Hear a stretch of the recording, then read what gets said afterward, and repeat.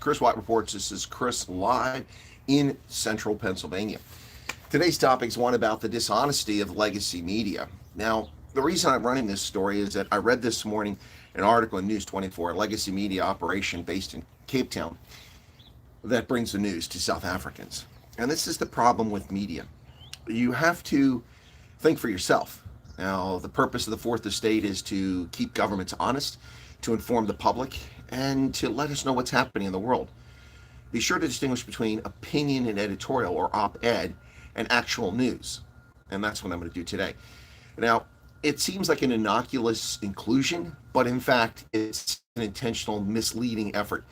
Now, first off, for the hate wankers out there, this video is not a denial of climate change. It's not an allegation against the religion of climate.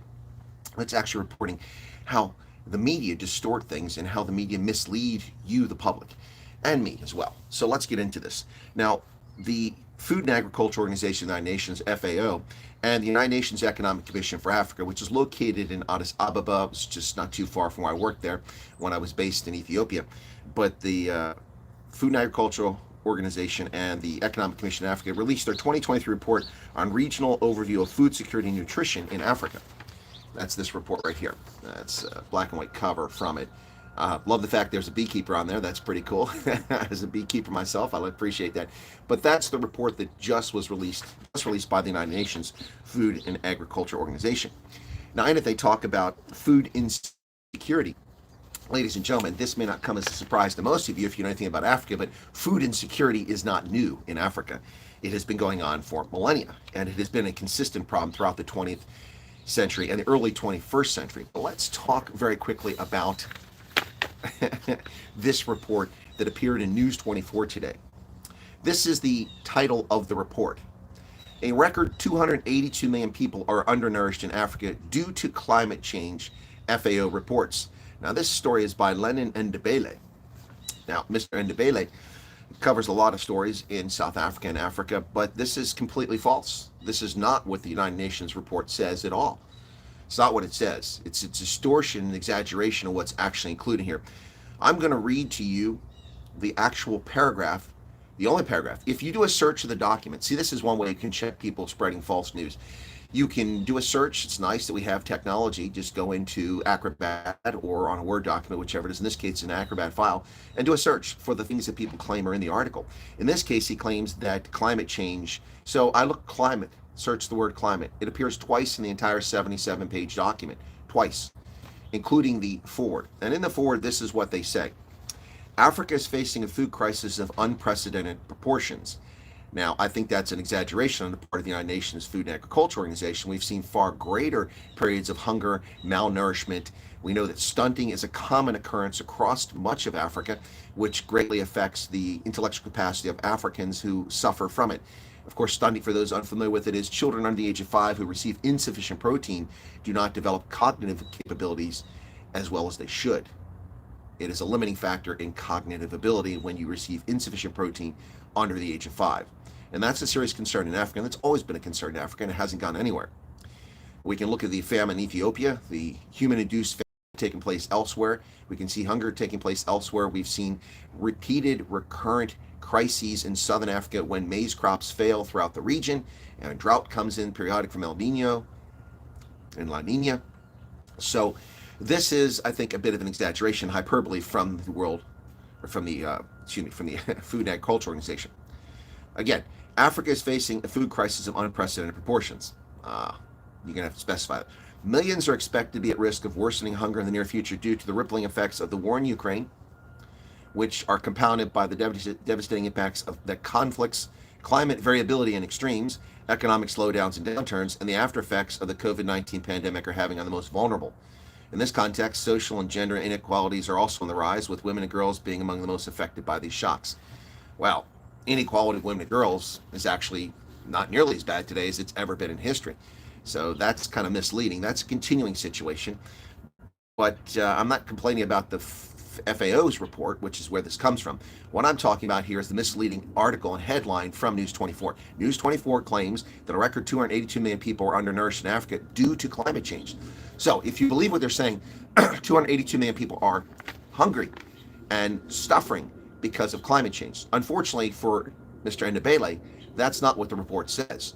That's not what the report says. The report says a combination of these factors are contributing to the situation which the Food and Agriculture Organization could legitimately be criticized for using hyperbole about. I myself wrote a report as an intelligence officer over 2 decades ago about a pending food crisis in southern Africa in which over 4 million people were going to go hungry, and as many as 640,000 were expected to perish from malnutrition, according to the Famine Early Warning System Network, FuseNet. That's over nearly 20 years ago now, nearly 20 years ago. Not an uncommon situation. So I would say that 640,000 people starving to death is a pretty serious concern. But this article says climate variability and extremes. Well, yeah, Africa is prone to climate variability and extremes. Much of the continent is arid. Much of it is heavily drenched in water because it's on the tropics. This is not unusual for Africa. How many droughts have we talked about? The Sahara used to be a lush, temperate zone. Now it's a desert because the climate changed. And that, of course, has actually led to the quality of soil here in the Americas because of the minerals that are blown off of the desert sands of the Sahara, carried up into the troposphere, and deposited over the Americas, which enrich our soil without our knowledge. Yeah, anyway, again, this article is misleading. It's intentionally misleading, and this is why, folks, you must think for yourself. You must research. You must read for yourself. It's okay to listen to people and commentators like myself who tell you their view, their opinion on things. That's fine. Thank you for that. I appreciate being here. But you have to question things. You have to have a skewed eye whenever people present things. Yes, there are Africans who are suffering, who are undernourished. Yes, stunting is a problem in Africa. Yes, nutrition and food security is an ever-present issue. But millions of people have gone hungry and starved to death because of conflict in the Democratic Republic of Congo, which is neither democratic nor a republic. It is in the Congo, though. Millions of people went hungry in the Horn of Africa repeatedly, time and again, and millions of people have gone hungry in Southern Africa. It's not because of climate change. It's because of all these factors combined, not to mention the malfeasance of governments. Ladies and gentlemen, Sudan was reportedly suffering from a shortage of wheat as a consequence of the Ukraine-Russia conflict. This is what the media told us, but that was a lie. It was a lie. Sudan wasn't suffering from a shortage of grain, wheat, because of the conflict. In fact, Sudanese farmers had a bumper crop of wheat. But the corrupt system in Sudan forces farmers to sell all of their grain to the government, kind of like Zimbabwe's grain marketing board. And therefore, the government must buy the grain. You can't sell it to people. Well, the government didn't have the resources or the inclination to buy the grain. And so a surplus of grain produced this past year sat and rotted in the open, in many cases, because there are no grain silos for these farmers, was consumed by rodents and pests and spoiled. So Sudanese went hungry not because of climate change. Sudanese went hungry because of bankrupt government policy, which impoverishes and forces people to suffer hunger. This is the problem. Zimbabwe suffers from repeated bouts of hunger because of corruption in government and the theft of legitimate property from its owners. The murderous campaign of ZANU-PF to disenfranchise and rob Zimbabwean citizens of the property they legally purchased. All on a lie that it goes to war veterans. It didn't go to war veterans, it went to the friends and the patronage hands of ZANU-PF. And when they couldn't cover that up anymore, they simply divided the farms up in little blocks, like cookie cutter, denying people access to roads to take their stuff in and out, denying access to water sources, and giving them a piece of land that was virtually worthless. After destroying all the improvements, the irrigation pipes put in, the orchards planted, the roads developed, the infrastructure there, all destroyed by thugs and gangs under the guise of evening the score. It's not what they called it, but that's what happened. Africa is hungry because of policies, not because of climate.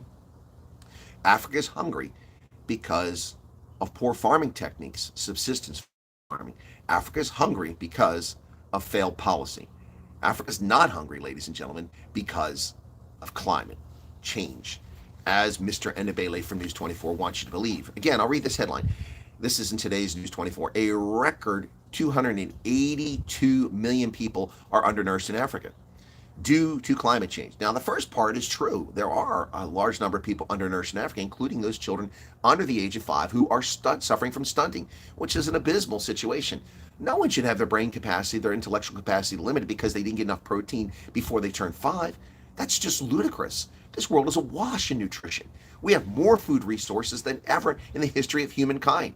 We are more productive as a species. Of course, we're doing it by draining the Ogallala aquifer in the Midwest, which is not refilling, draining sources of millions of years of deposits in the Sahara in Libya, which will not be replaced. We are doing foolish things. We are planting things in places that are marginal, like in the Sahara, like in Saudi Arabia, to grow wheat when it shouldn't be grown there, growing cotton by the Pima Indians in Arizona by draining the Colorado River. Dumb beyond belief. Draining the Aral Sea to grow cotton in Central Asia. The devastating impact, the ecological impact of that is still being felt today. But that climate was changed by humans intentionally in the Aral Sea region of Central Asia. And look at the impacts there. This is yet another one of the climate religion zealots who is going to mislead you. Think for yourself. Check this stuff out for you, folks. Check it out for yourself. Again, this is the report that came out. And I don't take issue with the report because Food and Agriculture Organization does a fine job on their efforts to research this sort of information. So, Africa Regional Overview of Food Security and Nutrition Statistics Trends. This is, of course, from the Food and Agriculture Organization of the UN, a body I'm not fond of, and the UN, that is, and the Economic Commission for Africa, excuse me, which is based in Addis Ababa.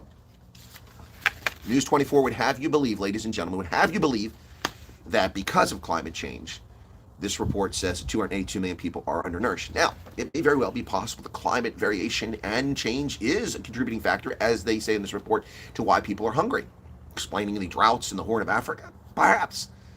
But that's not what the report says. The report doesn't say people are undernourished because of climate change. And I'll read it to you one more time. One more time here, folks. All right, one more time. Africa is facing a food crisis of unprecedented proportions, which I'll take issue with. Millions are expected to be at risk of worsening. Expected. They're not currently at risk. And see, that's also, he said there 282 million people are undernourished. They're saying here are expected to be. Are expected to be. So that's the future tense. Expected to be at risk of worsening hunger in the near future due to the rippling effects of the war in Ukraine, which are compounding the devastating impacts that conflicts, climate variability, and extremes, economic slowdowns and downturns, and the after effects of the pandemic are having on the most vulnerable. All true. All true. That's the facts, folks. That's what's actually happening, not the nonsense that News 24 would have you believe. Anyway, folks, that's just a short report on what's happening in hunger in Africa, according to News 24, who misleads you with their Cassandra-like news reporting. Instead of telling you the truth, I'm telling you the truth. All those factors combined, including poor governance and poor policy, combine to keep Africans hungry. And it's foolish. It's foolish. It's entirely avoidable. No one should be hungry in Africa.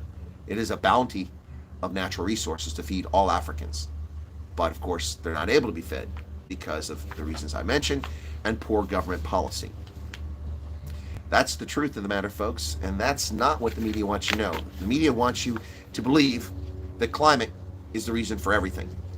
Well, that's just not accurate and dishonest reporting, intellectually dishonest too. So do your own research, check for yourselves, go read the report. I encourage you to go read it. 78 pages. You don't have to read it all. You can read the foreword that I talked about and do your own search of these terms in there and see what you find for yourself. And anyway, take care of yourselves, folks. Have a lovely day, and we'll catch you here on the news program shortly on Chris Wyatt Reports. Cheers.